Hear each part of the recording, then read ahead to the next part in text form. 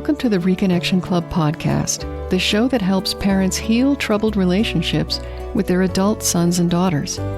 I'm your host, psychotherapist Tina Gilbertson. Each week, I'll offer you compassion, clarity, and personal development tips designed to help you reconnect, not only with your child, but with yourself.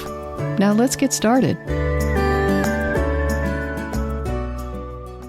Sometimes parents who are new to this podcast will say to me, "You make some good suggestions, Tina, but what if I've already made every mistake in the book with my estranged adult child? Is there any way back from that?" I'm happy to report that the short answer is yes, there is a way back from most mistakes, but it's likely to take, among other things, time. And the time it takes is always more than we'd like, of course. The passage of time is an inescapable reality that nobody can change. The good news is that what you do today matters every bit as much as what you did yesterday. And as far as reconciliation goes, what you do today may be the most important thing you do.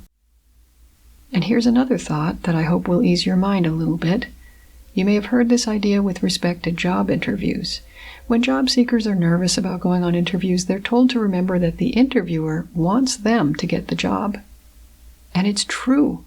If you were interviewing people for a position that was hard to fill, wouldn't you want the next person through the door to be the one you could hire with confidence? Similarly, your child wants you to succeed. I've never met anyone who took pleasure in not being able to have a mother or father they could be comfortably close to. The only adult child who might need a parent to fail temporarily is the one who needs space. For that person, nothing the parent can do will change that need. There's a full chapter on that in my book, Reconnecting with Your Estranged Adult Child. But most parents of estranged adult children can assume their adult children are rooting for them to recover from mistakes. Now, before I get into how to recover, I should say, make sure it really was a mistake that you made. Just because your child or anyone else reacts badly to something you do doesn't necessarily mean you made a mistake. Assess your actions based on your understanding of the repairs you need to make, not just on the reaction you get. Sometimes you can do something very right and still receive a bad response as if you'd done something wrong.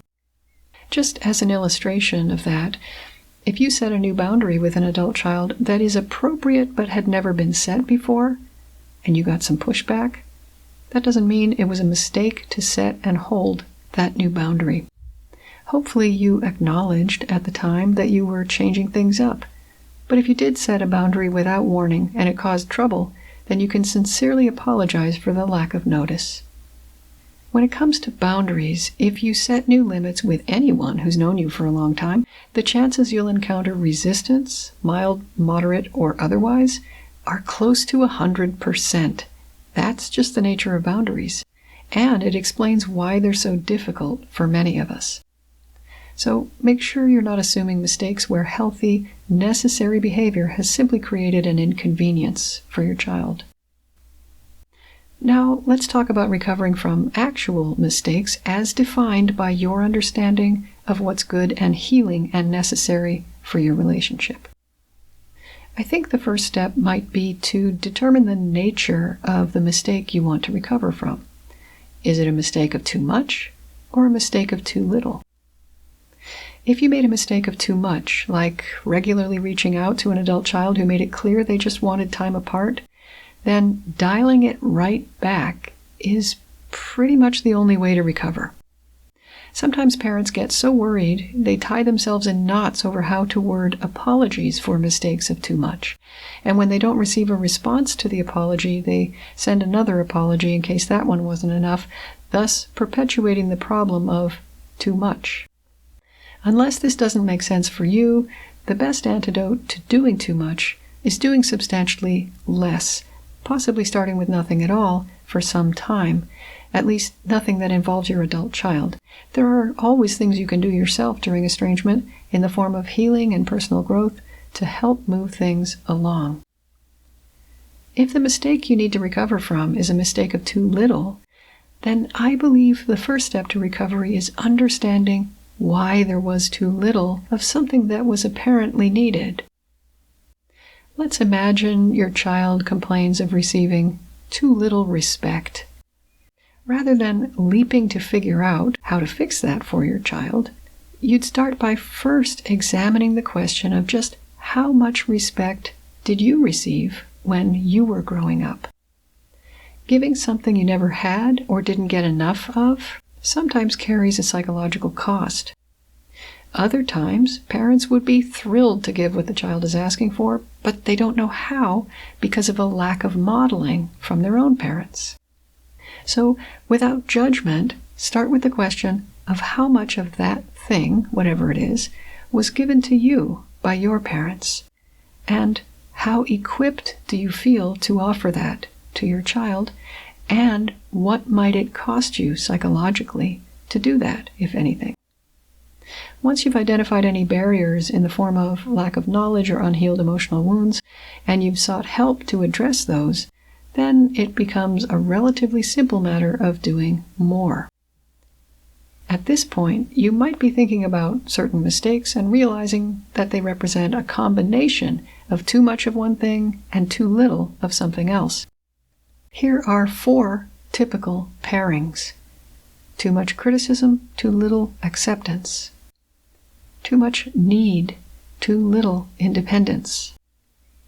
Too much logistical involvement, too little emotional involvement. And too much sharing, too little visibility. There are many more possible pairs of too much and too little, I'm sure. If you identify a combination mistake like this, then, as I mentioned previously, first examine why that happened. But do it in a spirit of compassion, curiosity, and self-nurturing. There's no need to judge yourself. Parents don't make mistakes on purpose, and blaming yourself for unconscious processes or a lack of knowledge does nothing to heal or change the relationship. Once you better understand why things happened the way they did, and you have the support and emotional reserves to make some changes, then recovering from combination mistakes will involve possibly doing more of what there wasn't enough of, and doing maybe none of what there was too much of. But even if you identify a combination type of mistake, if your child has indicated that it is too much that's the central issue for him, then you may be restricted for a while in being able to do anything at all. Even if you'd like to give more of the thing there was too little of, the time may not quite be right for that yet. This is the time instead to delve into that work of understanding what happened and attending to your own relational injuries, emotional needs, and possible knowledge deficits. Later, from perhaps a more secure base, you can begin to do a little of what there wasn't enough of on the way to regaining trust and connection. Remember that on some level, your child most likely wants you to succeed and is rooting for you to recover from any previous mistakes. And also, not everything that causes friction is a mistake. But if you decide that you truly did fumble in your earlier attempts to reconcile, keep in mind that recovering from mistakes requires bringing a gentle and compassionate intention to understanding what it was that caused those mistakes to begin with.